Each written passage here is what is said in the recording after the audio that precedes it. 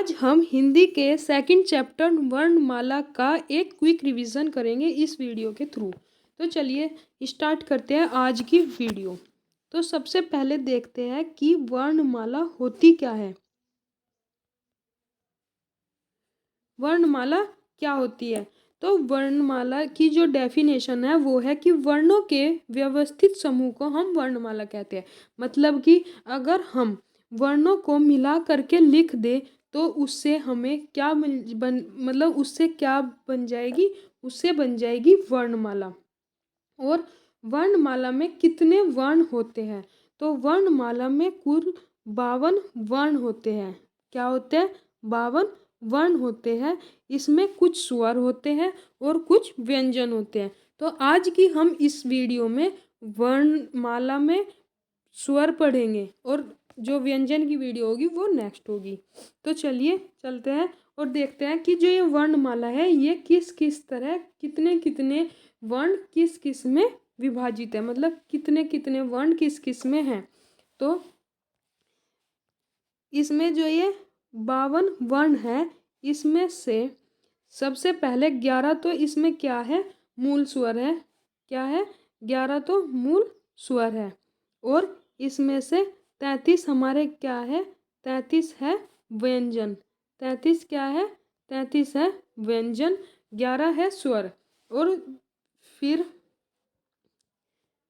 दो इसमें 2 है उत्सिप्त व्यंजन और 4 है संयुक्ताक्षर व्यंजन और 2 है आयोगवाह व्यंजन।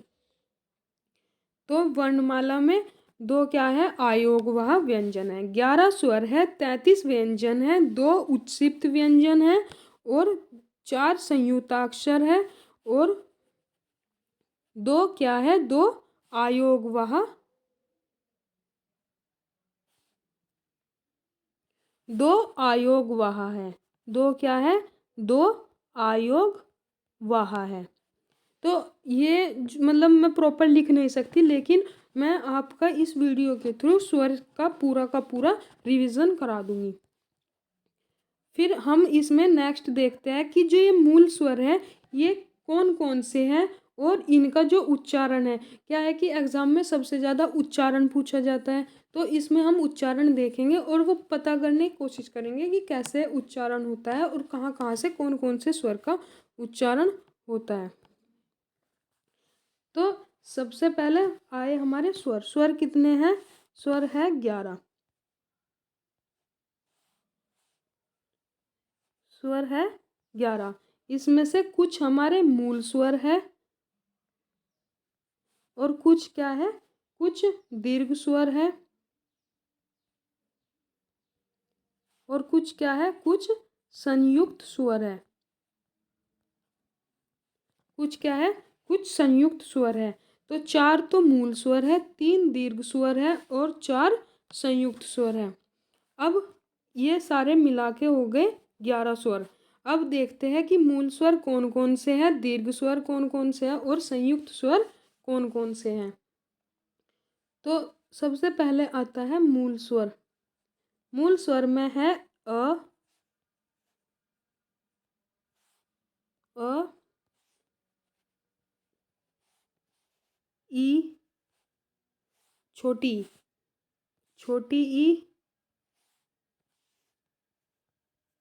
छोटा ऊ और री।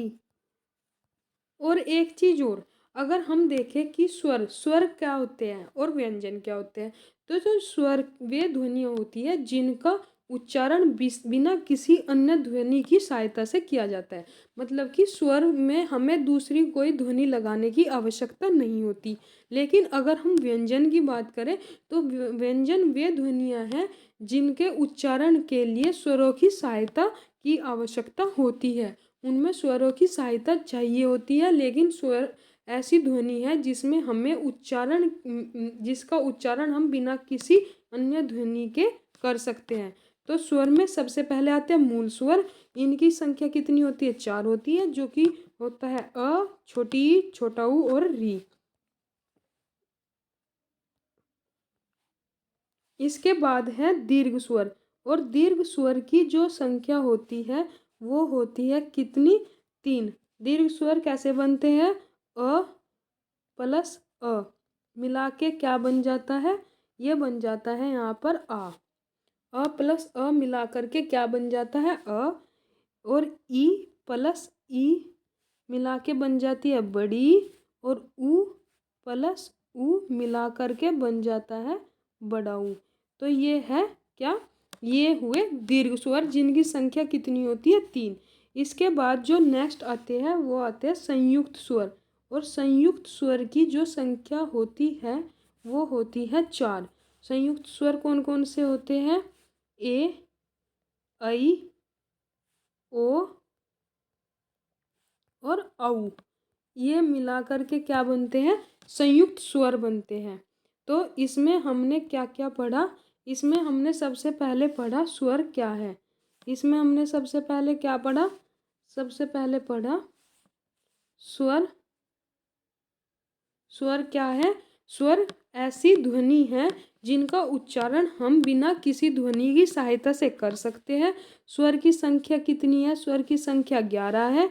जो किस किस में विभाजित है? एक है मूल स्वर, दूसरा है दीर्घ स्वर, और तीसरा क्या है? तीसरा है संयुक्त स्वर।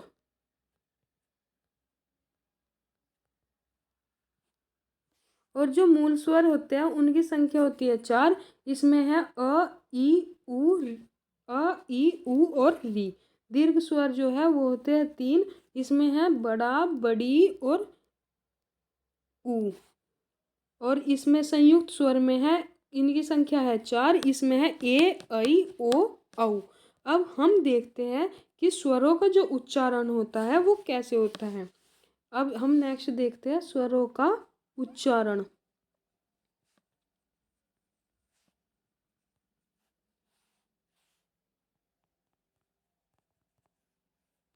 स्वरों का उच्चारण। तो सबसे पहले हम देखते हैं, अगर हम अपने एक बार मुंह से बोलकर देखेंगे। आप देखना, एक बार मुंह से बोलना और देखना कि आप कहाँ से लगेगा। अगर हम सबसे पहले अ और आ, ये दो चीज़ देखेंगे मुंह से बोलकर, अ और आ, तो इसकी जो आवाज़ निकलेगी वो हमारी कहाँ से निकलेगी? वो हमारी निकलेगी गले से, जिसको हम क्या बोलेंगे? हम बोलेंगे कंठ है। अ और आ का जो उच्चारण होता है वो किससे होता है? वो गले से होता है। और इसको हम क्या बोलते हैं? इसको हम बोलते हैं कंठ है। इसके बाद आता है छोटी ई और बड़ी ई। तो इनको बोलो ई और ई। तो इसका आपको क्या लगेगा? आपको ऐसा लगेगा कि जो आपकी जीभ है वो जीभ के नीचे वाले हिस्से में लगेगी जा करके। ई और ई, ई और ई। तो जो जीभ है वो नीचे वाले हिस्से में लगेगी, तो उसको हम क्या बोल लेंगे? उसको हम बोल लेंगे तालव्य।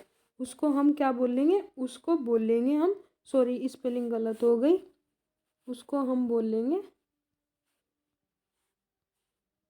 तालव्य। उसको हम क्या बोलेंगे? उसको बोलेंगे तालव्य। इसके बाद जो नेक्स्ट आएगा हमारा वो होगा ऊ और ऊ, ऊ और ऊ। तो आप इसे बोलकर देखना, तो जो आवाज़ निकलेगी वो आपके होठ से निकलेगी, ऊ और ऊ। मतलब इसमें आपके होठ की जो शेप होगी वो चेंज होगी। तो ये कहाँ से उच्चारण होएगा? ये आपका होएगा ओष्ठ्य से। कहाँ से होएगा? ये होएगा ओष्ठ्य से। तो अ और आ कहाँ से हुआ? कंठ्य। ई और बड़ी ई कहाँ से हुआ? तालव्य। ऊ और बड़ा ऊ कहाँ से हुआ? ओष्ठ्य। तो ये हमारे उच्चारण का हमें पता चल गया। इसके बाद हम देखेंगे यहाँ पे आएगा री। इसके बाद क्या होगा? री। और री अगर हम पढ़ेंगे तो जो हमारी जीभ है वो उल्टी हो जाएगी और ऊपर के साइड जा करके लगेगी री। उस हिस्से को हम क्या बोलेंगे? मूर्धा। और इसका जो उच्चारण होगा वो कहाँ से होगा? मूर्धन्य से। इसका उच्चारण कहाँ से होगा? मूर्धन्य से। इसके बाद जो नेक्स्ट हमारा आएगा वो आएगा ए और ऐ। ये कहाँ से आया? ए और ऐ। ए और ऐ कैसे बनेगा? ई और अ मिला करके बनेगा।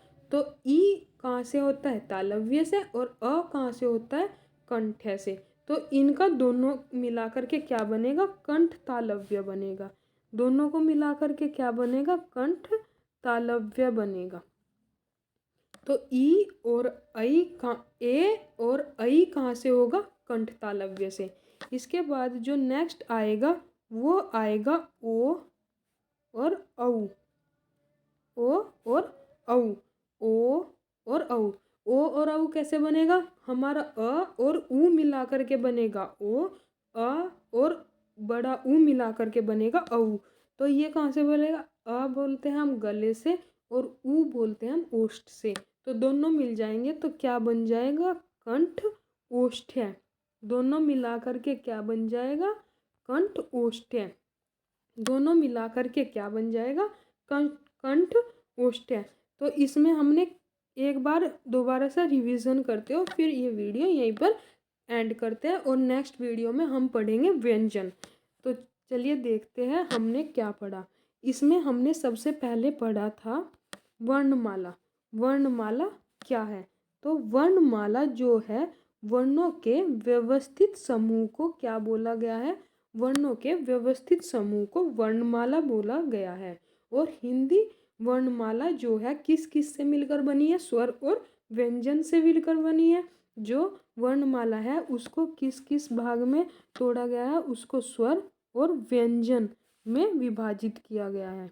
तो स्वर और व्यंजन से मिलकर क्या बनी है, वर्णमाला बनी है। और वर्णमाला में कितने वर्ण है, टोटल कितने वर्ण है, 52 वर्ण है किसके अंदर, वर्णमाला के अंदर है।